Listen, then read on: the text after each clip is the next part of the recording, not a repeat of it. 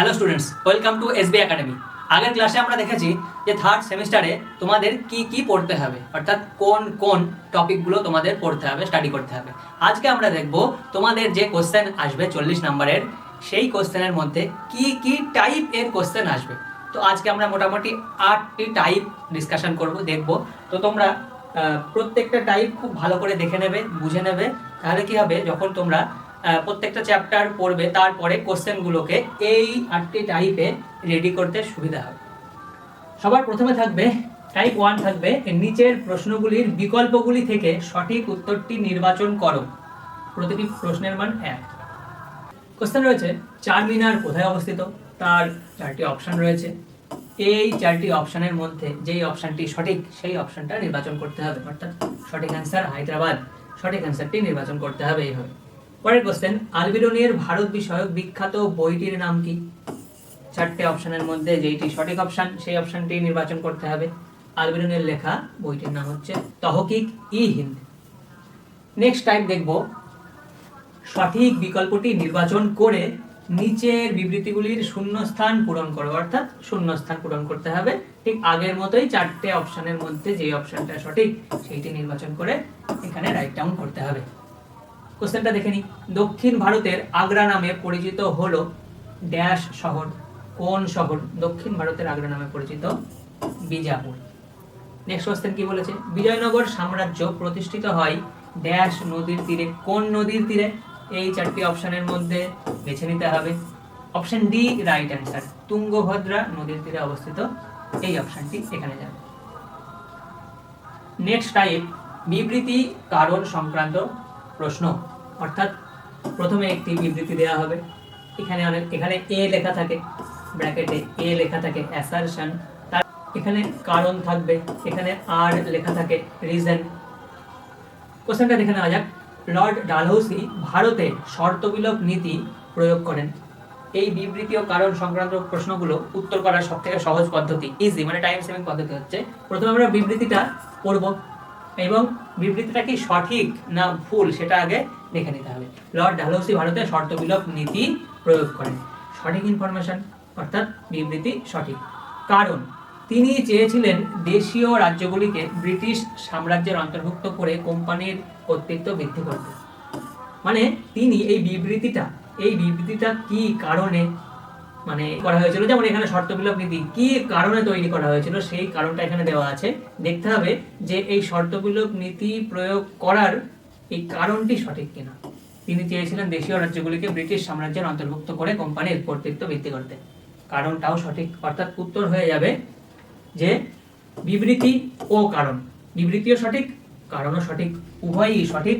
এবং কারণটি বিবৃতির সঠিক ব্যাখ্যা, অর্থাৎ এই যে কারণে যে ব্যাখ্যাটা লেখা আছে এই বিবৃতির এটা সঠিক ব্যাখ্যায় লেখা আছে যে হ্যাঁ, শর্তবিলোপ নীতি প্রয়োগ করা হয়েছিল তার কারণ তিনি চেয়েছিলেন দেশীয় রাজ্যগুলিকে ব্রিটিশ সাম্রাজ্যের অন্তর্ভুক্ত করে কোম্পানির কর্তৃত্ব বৃদ্ধি করতে। একদম সঠিক। নেক্সট টাইপ থাকবে নিচের ঘটনাগুলিকে বা বাক্যগুলিকে কালানুক্রমে সাজাও, অর্থাৎ প্রত্যেকটা ঘটনার যে সাল সেই সালগুলো প্রথমে রিকগনাইজ করতে হবে, তারপরে সাজাতে হবে সাল অনুযায়ী। এর জন্য প্রত্যেকটা ফ্যাক্টের সাথে যুক্ত ইনফরমেশন বা সাল জানা প্রয়োজন। যদিও দুই একটা ফ্যাক্টের সাথে জড়িত সাল না জানলেও অ্যান্সার বেরিয়ে যায়। প্রথমে দেখব পলাশীর যুদ্ধ কত সালে হয়? 1757 সালে। বক্সারের যুদ্ধ 1764। দেওয়ানি লাভ করে কত সালে? ঠিক 1 বছর পরে, 1765। অন্ধকূপ হত্যাকাণ্ড 1756। এবার বলেছে কালানুক্রমে সাজাও। সবার প্রথমে আসছে কোনটা? 1756, এটা যাবে 1 নম্বরে, অর্থাৎ 4 যাবে 1-এ। অর্থাৎ সবার প্রথমে আসছে 4 এখানে দেখতে পাচ্ছি আমরা। আর কোন জায়গায় 4 দেখতে পাচ্ছি? দেখতে পাচ্ছি না। অর্থাৎ প্রথম একটা অ্যান্সার জেনেও অনেক সময় অ্যান্সার বেরিয়ে আসে, যদিও আমরা পরেরগুলো চেক করে নেব। তারপরে আসছে 1757 পলাশের যুদ্ধ, অর্থাৎ 1 আসবে এখানে, সেকেন্ডে 1 আসছে। তারপরে আসছে 1764 বক্সারের যুদ্ধ, অর্থাৎ 2 আসবে 3 নম্বরে, 2 আসছে। তারপরে সবার শেষে দেওয়ানি লাভ 1765, অর্থাৎ 3 নম্বর আসবে সবার শেষে।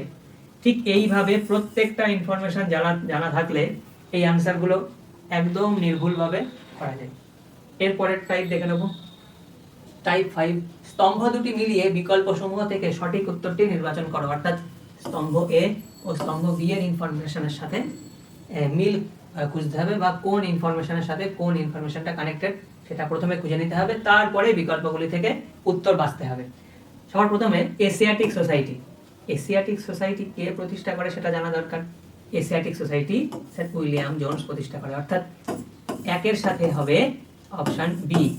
তারপরে ফোর্ট উইলিয়াম কলেজ কে প্রতিষ্ঠা করেন? Fort William college Lord Wellesley প্রতিষ্ঠা করেন 1800 খ্রিস্টাব্দে, অর্থাৎ 2 এর সাথে যাবে ডি।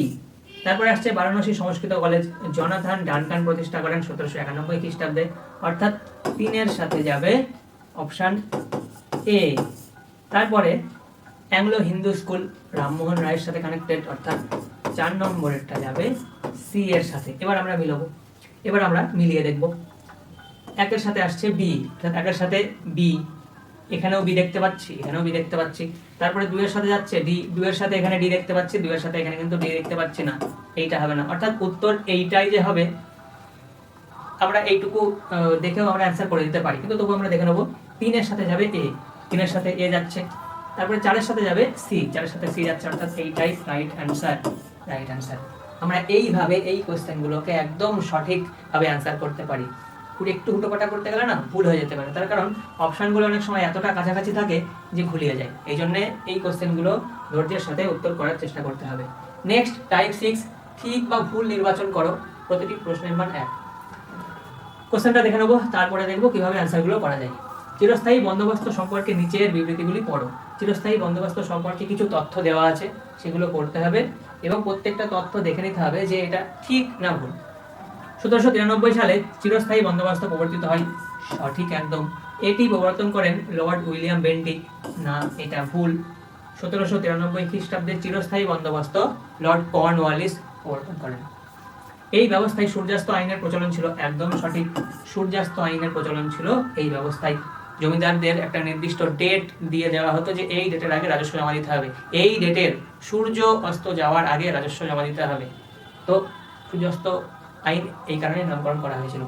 এটি জমিদারি ব্যবস্থা নামে পরিচিত, একদম সঠিক। অর্থাৎ এই ইনফরমেশন 1, 3 আর 4 এর ইনফরমেশন সঠিক, 1 এর সঠিক, 2 এর সঠিক না, এটা তো অ্যান্সার হবে না। 1 এরটা সঠিক, 2 এরটা ভুল, এটাও অ্যান্সার হবে না। 1 এরটা ভুল, 1 এরটা ভুল হয় কি করে, 1 এরটা তো সঠিক, এটাও অ্যান্সার হবে না। তাহলে আলটিমেটলি এইটাই উত্তর দাঁড়িয়ে যাচ্ছে, 1 এরটা সঠিক, সঠিক, 2 এরটা ভুল, এখানে ভুল লেখা আছে। তাহলে এইখানে 2 এরটা ভুল, এখানে ভুল লেখা আছে, তার মানে এটা সঠিক যাচ্ছে। 3 এরটা সঠিক ইনফরমেশন, ঠিক ইনফরমেশন, 4 এরটা ঠিক ইনফরমেশন, 4 এরটা ঠিক, অর্থাৎ আলটিমেটলি অ্যান্সার হয়ে যাচ্ছে এইটা। এই কোশ্চেনগুলোতে একটু ধৈর্যের প্রয়োজন, ফুটোপাটা করে করতে গেলেই ভুল। নেক্সট টাইপ দেখে নেবো, টাইপ 7, কেস ভিত্তিক প্রশ্ন। অর্থাৎ একটা আনসিন টাইপ দিয়ে দেবে, এই আনসিনটাকে ভালো করে পড়তে হবে একটু ধৈর্যের সাথে। তার কারণ অনেক সময় লাইনের ভেতরে যে ইনফরমেশনগুলো দেওয়া আছে সেগুলো থেকে বেশিরভাগ কোশ্চেন দিলেও 2-1টা কোশ্চেন কিন্তু ওই লাইনের ভেতরকার ফ্যাক্টস থেকে দেবে না, কিছু অন্তর্নিহিত ফ্যাক্টস থাকে বা কিছু লজিক্যাল কোশ্চেনও দিতে পারে। এখানে আমরা পড়ে নেব, এই তথ্যটা পড়ে নেব। প্রথমে ফ্রেঞ্চ রিভলিউশন 1789 সালে শুরু হয়, সঠিক। এর ফলে ফ্রান্সে রাজতন্ত্রের অবসান ঘটে। গণতন্ত্রের সূচনা হয়, জনগণ সাম্য, মৈত্রী ও স্বাধীনতার দাবি তোলে। এবার কোশ্চেনগুলো দেখে নেওয়া যাক। ফরাসি বিপ্লব শুরু হয় এই যে 1789। পরের কোশ্চেন, ফরাসি বিপ্লবের মূল স্লোগান কি ছিল? এই যে সাম্য, মৈত্রী, স্বাধীনতা, সাম্য, মৈত্রী, স্বাধীনতা। তো এইরকম টাইপের কোশ্চেন থাকবে, যদিও এই কোশ্চেনের সংখ্যা খুবই কম থাকবে, আগের বছর ছিল না বললেই চলে। আগের বছরে সব থেকে বেশি কোশ্চেন এসেছে কোন টাইপ থেকে সেটাও একটু পরেই জানাবো। নেক্সট টাইপ আসছে, অর্থাৎ লাস্ট টাইপ, চিত্র দেখে বুঝে সঠিক উত্তরটি নির্বাচন করো। কোশ্চেনটা কি দিয়েছে দেখে নিই আগে। গুজরাট অঞ্চলে একটি চিহ্ন দেওয়া রয়েছে, এই যে চিহ্নটা দেওয়া রয়েছে, যা ঐতিহাসিকভাবে বাণিজ্যের জন্য বিখ্যাত। এই যে পয়েন্ট করা রয়েছে এইখানে, এটি কোন স্থান? অ্যাকচুয়ালি এটা হচ্ছে অ্যাকচুয়ালি সুরাট। এর জন্য তোমার নলেজ থাকা দরকার, ম্যাপ পয়েন্টিং করতে হবে, শিখতে হবে।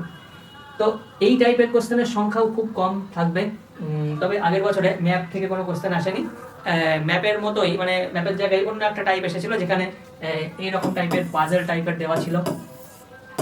পাজল টাইপের দেওয়া ছিল, আর মাঝখানে একটা এরকম ইনফরমেশন দেওয়া ছিল। তো প্রত্যেকটা ইনফরমেশনই যে কোনো একটা পার্টিকুলার বিষয়ের ওপরে দেওয়া ছিল। তো 4টে অপশান দেওয়া থাকবে, A B C R D.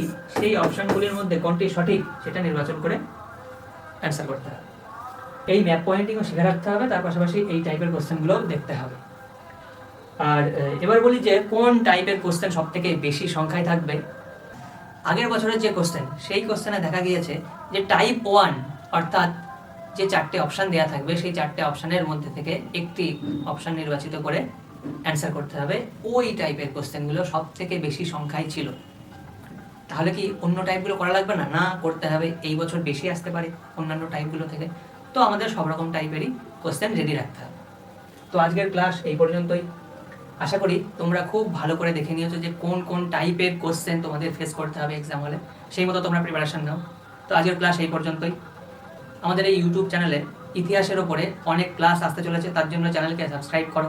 এছাড়াও অন্যান্য সাবজেক্টেরও যে ক্লাসগুলো আসতে চলেছে সেগুলো তোমরা অবশ্যই দেখবে। Thank you.